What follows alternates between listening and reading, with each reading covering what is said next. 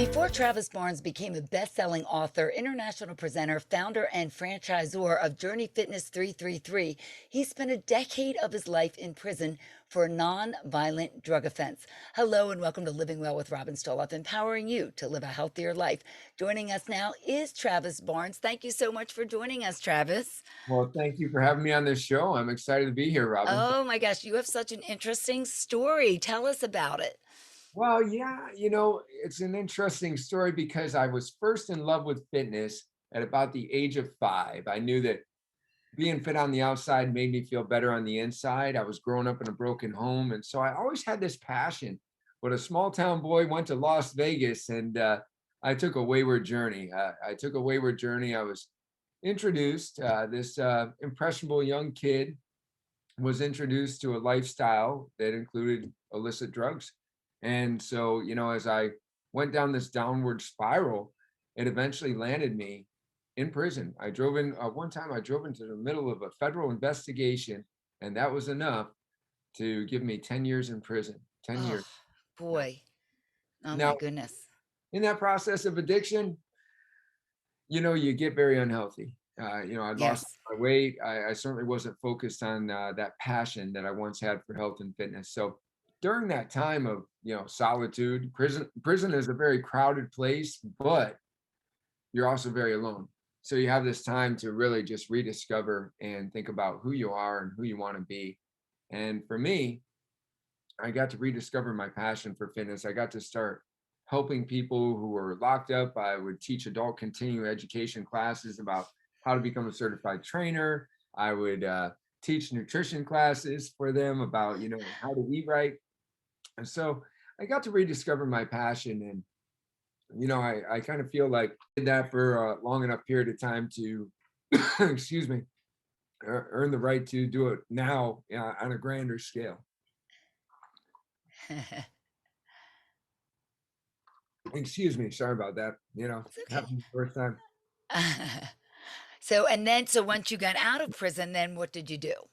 When I got out of prison, here's how it went. And so coming home from prison, I had a wife and a daughter to return home to. And that means the world. Your support system is just so, Absolutely. Yeah. that can make a big difference in your life. It's about having the right people. And when I came home, here's what happened. My wife had put in some resumes at different places for me, hoping that I could get hired.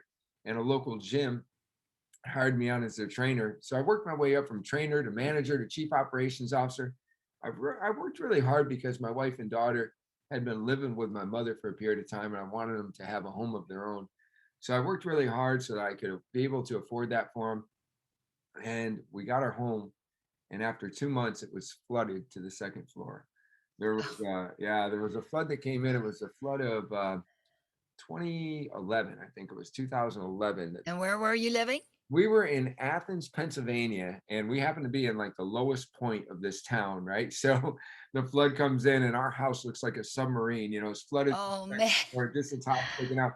And I'm thinking to myself, man, can't a guy catch a break? 10 years. Absolutely. I was feeling pretty lucky to get the job, and I was feeling lucky to work my way up. And I worked my way up, and then we got a house that's Boom. buried underwater. And so what I wound up doing is we would rebuild at nights and weekends and different things. And then here we are living in a FEMA trailer, and Oh man. shortly after Thanksgiving, and we were let go. I was Oh. actually let go. Let me just rephrase that. My wife was working at this fitness center with me now, and the owner decides that he has a vision. After I had opened up multiple locations for him and been very dedicated, the owner decided that he had a vision, and it was going to be to have his business without me. And that's a nice way to say that I got fired. Well, when I got fired, my wife walked out the door with me, but here we are in a FEMA trailer, now both on unemployment. What are we going to do? How old was your daughter? Oh, at the time, let's see. So 2011, she would have been about 9 at the time. Okay. So About tough situation. Yeah, very tough. And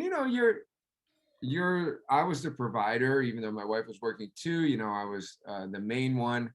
And here we are at the holidays in a FEMA trailer, and I'm like, just what am I supposed to do?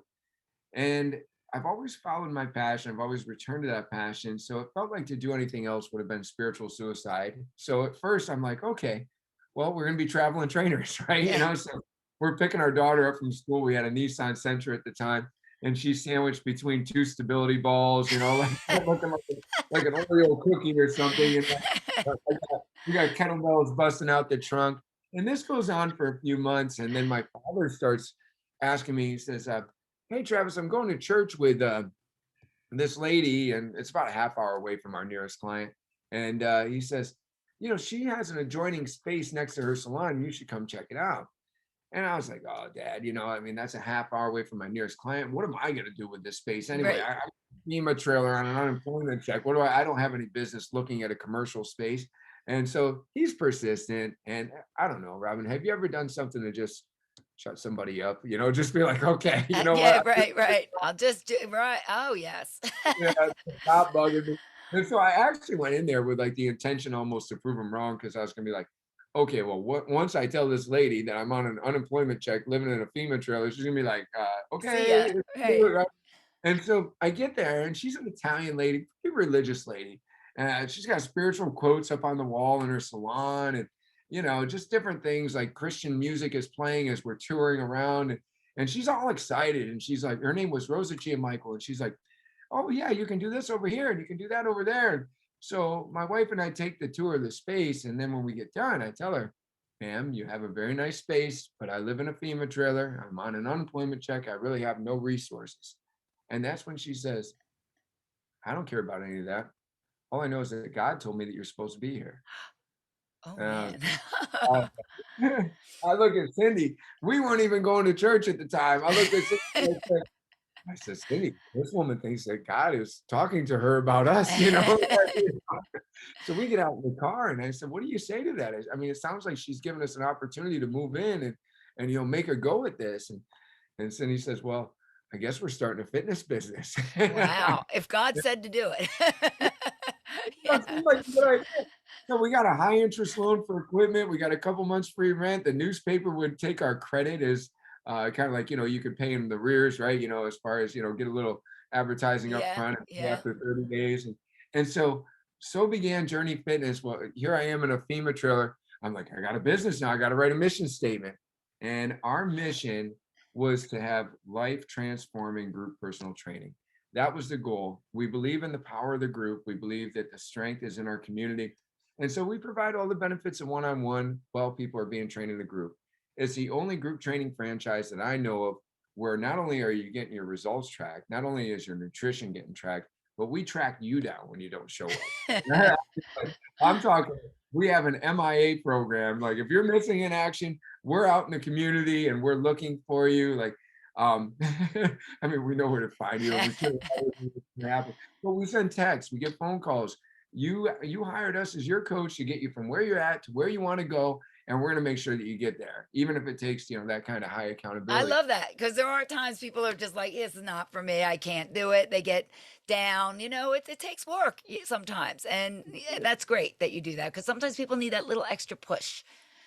I think it's the number one reason that people fail. Like it seems like we try things just long enough to frustrate ourselves, right? We don't stick with them, and so it's like if you move more and eat better long enough, you're going to have success. But the problem is we move better or we move more and we eat better just for a short enough period of time to see a little bit of success, but not really get to our goals. So we feel like accountability is a big factor for us.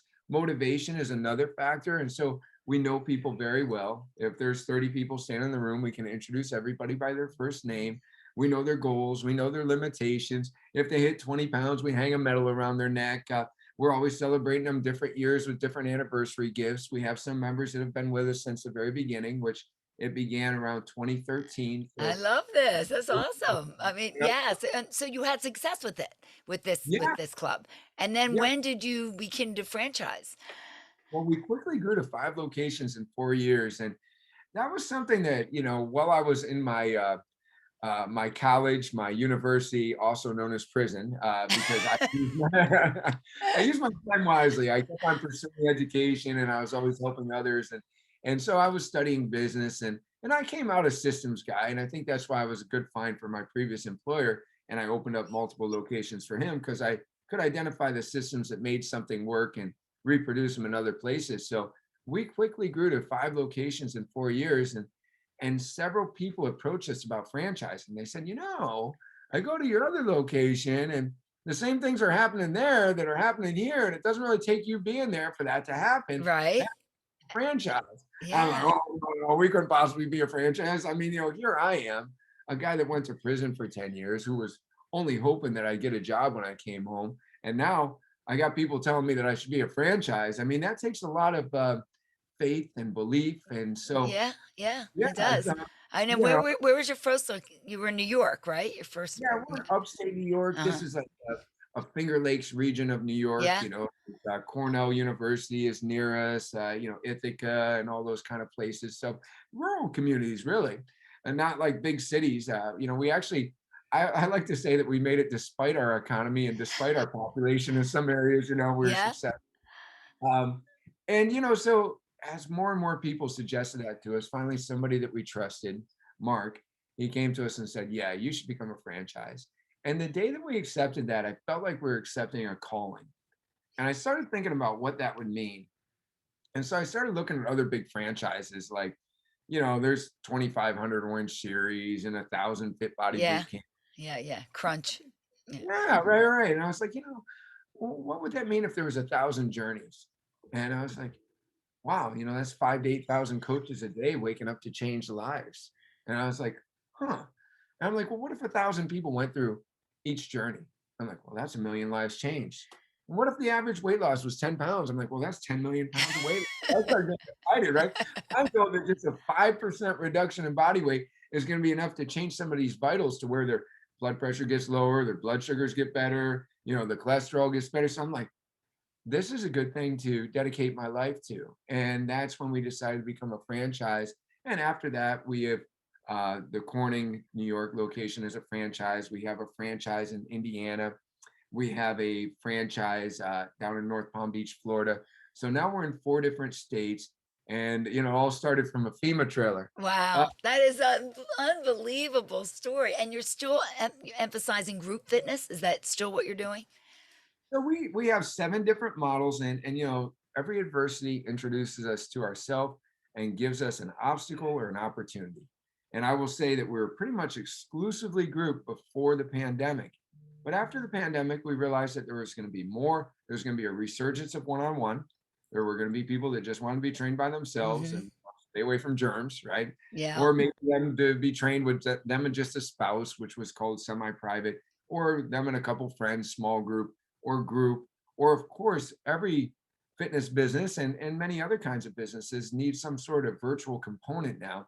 And so now we also have a virtual component, which is servicing all the franchises. So yeah, now we have several different types of service, and that's because the pandemic made us better. We survived it as a business, and on the other side, we got better. Interesting story, about this journey 333. I kind of want to tie it all together. I feel very blessed to be where I'm at today. And it's because of the people I've been surrounded by, but it's also, I got to give credit. I believe in, I have a strong faith, a strong spirituality. It's not, I'm not a denominational type of person, but I will tell you that I feel very blessed. And when we found out that we were going to be a franchise, when we said, okay, we're going to do this. And so now we're talking to a franchise attorney and he said, yeah, we're going to go for it. And you guys got something that you can franchise here. And so here we go. And they said, oh, one problem, you can't trademark Journey Fitness. And we're like, well, what does that mean? And they're like, well, you'll have to come up with a different name for your franchise. I'm like, imagine this. I mean, you have a 17-year-old, I have a 19-year-old. What if they tell you that you have to rename your kid? I mean, like, That's my child. wait, hold on a minute. Yeah. And so we're like, well, if we make it a little different, could we keep it? And he's like, well, we can try some things. And so I'm like, okay, well, we're more than fitness. We're Journey Fitness. We're coaching and nutrition. So I'm like, Journey Fitness, coaching and nutrition. I said, that's a little long. Okay, so let's go with we started trying to come up with different threes that we did. And we do a lot of different things. We're like a mind, body, spirit type of place. We help people look better, live better, feel better. So we're like Journey 3. And we're like, oh, that's too small of a number. We're like Fitness 110 out there. There's Fitness 360, turn your life around, 212, the extra degree. We're just going to be Journey 3. I'm like, no. Think about all these different threes, and then we were like, Journey Trifecta, and my wife is, that sounds like a racing company, and I'm Yeah. like Journey Trinity, and she's like, people are gonna think we're really religious, and I'm like, okay, and then I'm like, how about Journey 3X, and she's like, Journey Triple X, and I'm Yeah. like, oh, that's Okay, not that's people think we're you different get kind in of stuff. trouble with that one. Yeah, I'm like, all right. And so one morning I woke up thinking about Journey 333. And so I told a friend of mine about it. And he said, oh, 333. He's like, did you know that was God's phone number? I said, God's phone number. I said, if I knew God had a phone number, I'd call him a long time ago. I got some questions, I want to talk about the flooded house, and I want, I want I could to, use a little lifeline here. And he said, no, there's this spot in the Bible, I believe it's Jeremiah 33:3, where it says, call on me and I'll answer. So different Christians will wear shirts that say that that's his number. And I'm like, oh, that's cool. That gives me a good confirmation. So I call the attorney and I say, we're thinking about Journey 333. What if we weren't Journey Fitness, but we were Journey 333, like that? And so he's like, oh, the initial search looks pretty good. So I'm like, he's Googling, I should Google. So the first thing I Google, and when I see 333, is you're seeing this sign because God wants to be a co-creator with you in the universe. That's what it comes up. It doesn't come up about the Jeremiah quote. It comes up like that. I'm like, boy, I'm feeling really good about this. And so the lawyer comes back, and you're going to love this part. This is where I got my final confirmation. The lawyer comes back and he says, it looks like it's going to work out. And this is what I think you should do. You should get a main line that ends in 333, like a main phone number. And that's when I said, oh man, that's been our phone number since the beginning. 607-735-0333. Never gave that a thought. Oh my gosh. But then Right. I'm like, if that's not a confirmation that we're on a God blessed journey and that, like it's just meant to be, I don't know what is. So I'm like, okay, we're Journey 333 now. How awesome. That is really a great story. I love that story because I was wondering where you got the name from. Tell us about some of your clients and the people that you help. Are they all ages, men, women? What are they looking to do in their lives? Because you're a fitness guy, I'm a fitness girl. I know what it feels like I always say, I've never finished a workout and said, I wish I didn't do that. You always feel better. And one of the toughest things I always say to people is just getting your sneakers on, just getting started. And I don't know. In our society, we've made it easy to be lazy, I think. We made it the clicker on the TV and elevators and, technology. And so much of it is just about, not moving and fast foods and not doing what we should do to stay healthy, that you have to actually make an effort to be Right. healthy. And so, what do you hear from people? What are they looking for, the majority of your clients? Yeah, so the different types of clients that we serve, which I think we have about 3 different customer types. We got the younger adventurer obstacle course racer type. We got the working professional, just want to get their sexy back. They and they can, I mean, 60 can be the new 30. I believe that. I have a lot of I'm glad to women. hear you say that. It Yeah, makes me well, feel better. I got a lot of men and women in my gym proving it, in all of our gyms. And then we have those that want to grow bolder, not older. There are people that no longer want to just retire to the lazy boy and let their life slip away. They really want to have some adventure in those years. And so, what I'm seeing more of is that people just really need relationships. They need accountability. They need motivation. And that's why I think that we're so focused on providing that, because in this world of distractions, it's so easy to have other things slip in. There's just so much coming at you to where you're not really focused on you. I think there's, I don't know, over how many thousands of minutes are there in a day when you think about it? I think there's like 11,000 minutes, and we don't even give ourselves 5 of them, Right, right? right. You know, Yes. and so that's something that we try to help our people do a lot is we dive deep with them into their goals. We give them plans for their macros. We give them plans for how many times a week they should work out. We help them stay accountable to those And plans. you design them for their needs. They're Yeah, customized. Yes, very important. that That's is.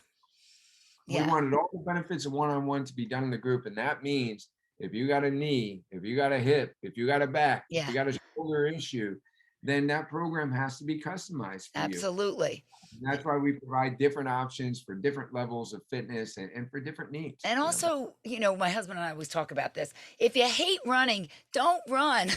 There's other things you can do. Like, don't force yourself.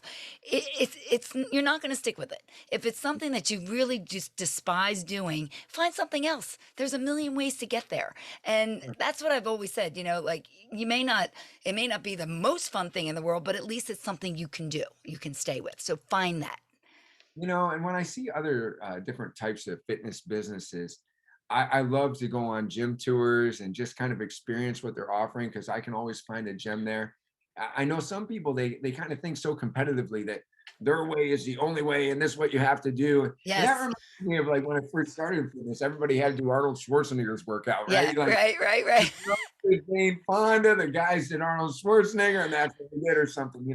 But now it's like, yes, there's all kinds of different types of fitness that help you to move more and eat better. Yes. And at the end of the day, if you can stay on that plan long enough in a way that doesn't harm you and in a way that helps you, you're going to get to where you want to go. So embrace something. I don't care if it's a rowing machine, what it is. I mean, there are some things, of course, that work your various ranges of motion better than others. But if you're doing nothing and you start doing something, then we're making progress, It is baby. money in the bank, baby. Yeah, right. It's money in the bank. And my husband's line is he always says it can't not work. If you Yeah. do it, it's gonna work. That's But it. it's a matter, as you said, of sticking with it because we're in such a immediate gratification kind of society. Oh, I worked out for a month, I didn't lose any weight, I don't look it didn't take you a month to gain 30 pounds. It's not going to take you a month to lose 30 pounds. And so you got to give it a little time. It does take effort, but once you start to see it, and it's not just how you look, it's how you feel. And it's the confidence you gain by doing something good for yourself. And I want people to know that just like you feel. I want everyone to know how great that can feel. And some people have limitations, but whatever you can do at your level, you just feel so good about yourself that you're living a better, healthy life. I heard someone say the other day, a friend of mine, mentor, Todd Durkin, he sent out a little thing. He says, it's halftime. And, if you feel like you got your butt kicked for the first part of the year, then, it's time to give yourself that game winning speech, where you go in the locker room at halftime and you say, what am I going to do with the second half? How am I going to come out and make this a win? So let's say that you're 6 months into 2021 and you haven't done anything about your fitness yet. And, of course, everybody wants to lose 30 pounds yesterday. Of course we do. But what would it mean for the next 26 weeks to lose a pound a Yes. week, or even like a half a pound a week? Would that make a difference in your year? So, sometimes we have to look at things more long term. I've had many people come to the scale and get frustrated. And they're like, oh, I only lost a pound this week. I'm like, yeah, but if you lost a pound every week for a whole entire year, I said, I'd have to stop you. Many people that I come in contact with don't have 50 pounds to lose. So, Right. I said we would eventually be talking about how to just maintain. Yeah. Well, if they do have 50 pounds to lose, then what a difference a year can make. Absolutely. You got to start somewhere and you got to take that first step. And sometimes I think that's the hardest part when someone hasn't either worked out in a long time or maybe they never worked out. Maybe it was never part of their lives.